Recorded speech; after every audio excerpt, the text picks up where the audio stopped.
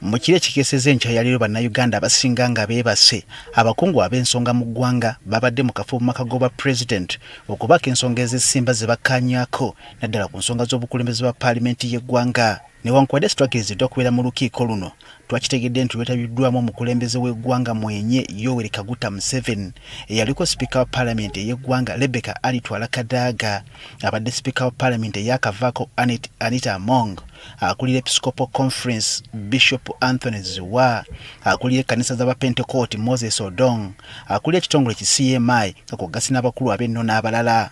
Kalondoozi waffe eyabadde alumika emboozi eno yatugambye nti ekisenga omu abadde abakulu bano kyabadde kijjudde akasiriikiriro nga buli omu alinga asoma ebirowoozo bya munne, amaaso nga betunulizaga kalyolyongo, embeera bwe yabadde okutuusa omukulembeze w'eggwanga bwe yakubye oluggi n'ayingira mu kisenge kino.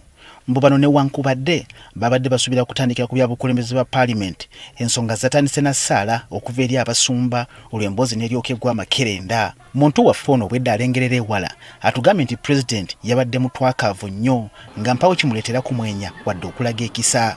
Mu lukiiko luno Kadaga yasabiddwa okunnyonnyola engeri gye yaddukanyanga mu paalamenti y'eggwanga n'ensimbi entono ddala, kyokka yatusomoledde ku mboozi eno teyasobodde kumanya lwaki mu bonna Kadaga yaleeteddwa okusomesa abalenzulukanya ya paalamenti. Mbwera obujulizi bwaleeteddwa nga bulumu ku babadde mu lukiiko luno okwekukuutiriza ko n'okutinkiza n'abatali makambugu n'ekibiina ki NRM nga n'omu ku boogerako mulangira. Newankubadde situnaweewa bituufu ebyabadde mu lukiiko luno, twakitegedde nti ababaddemu basabiddwa okutandika okuyigirwa mubaka owa West Budama Central Jacob Oboth obuwagizi nti yabadda mu kifo kya sipiika kinaalanga gye. Mulengera waffe eyabadde akumidde eriiso ku luggi omwabadde olukiiko luno yatugambye nti wabaluseewo akavuvuŋŋano Amongo bwe yalumiriza Kadaga nti yamutulira ku kisaabo n'amuloga okumubuzaako emirembe olwabungeeta okukira ku musana. Mbone Kadaga teyamulinze kukakkana n'amubakira naye n'amulumiriza nti ekamuli ku kyalo mbulamu tijjawangaalira yatandika okuwulira ebikoona mu kiro n'akakasiza ddala nti omukyalo no yamukwatira mu bigali n'amusindikira ebyokoola ebimubuzizzaako ejja n'akakaawa. Mbu Amongo bamukaliddemu ne bamubuuza gye yajja omutete gw'ensimbi gwe yaguze emmotoka ekika kya Rolls Royce efuuse ensonga ensangi zino.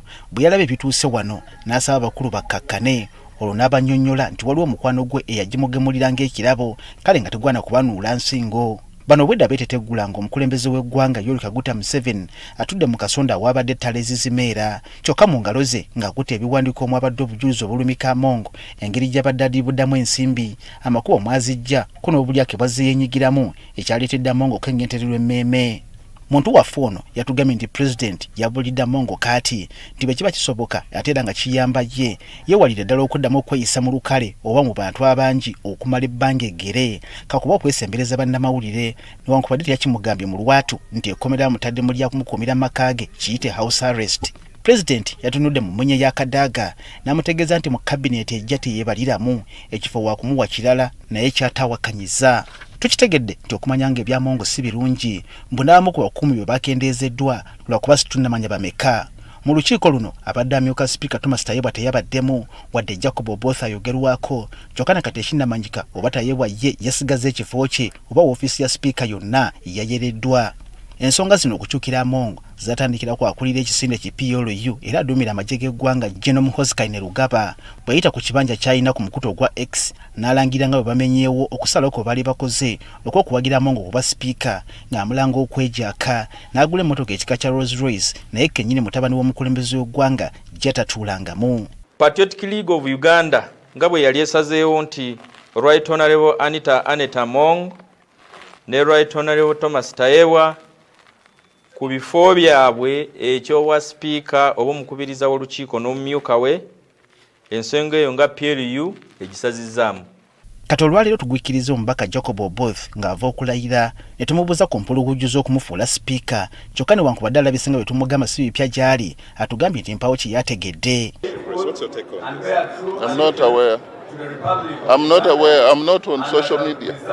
So Ayogerera ekisinde ki PLU Daudi Kabanda atugambye nti bo kati bazina gudigudde era nga bamaze dda n'okuwanda eddusu ku Jacob Oboth bamulinze bulinzi kulayira. Mwami yafulumye ye Honorable Maxson Oboth omukyala naye ajja kuba afuluma essaawa yonna.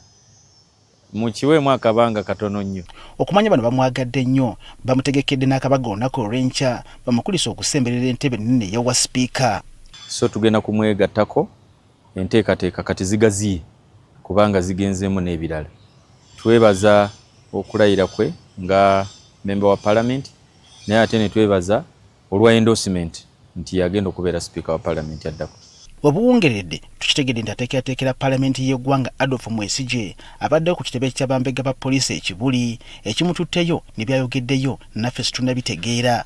Abawangadde ku kaalo Uganda bajjukira bulungi nnyo nti bwe lwali bwe luti omwaka 2021 ebbugumu lyali ly'amaanyi nnyo mu paalamenti y'eggwanga olwo nga babaka abalonde ab'akaseera ako basimbidde Rebecca Itwala Kadaga Ekkuuli ku ky'okuddamu okuvuganya ku bwa sipiika ng'omugenzi Jacob Oulanyah ne Anita Among y'ensonga ng'Owema Kadaga n'akulukusa amaziga. Kati ekirindiriddwa kwe kumanya ekiddako mu bulamu bwa Among kale bw'aba asuuliddwa ku bwa sipiika kifo kye ky'anaaweebwa mu kabineeti eno enaatera okulondebwa akadde konna. Samuel Sebuliba, NTV ku ssaawa emu.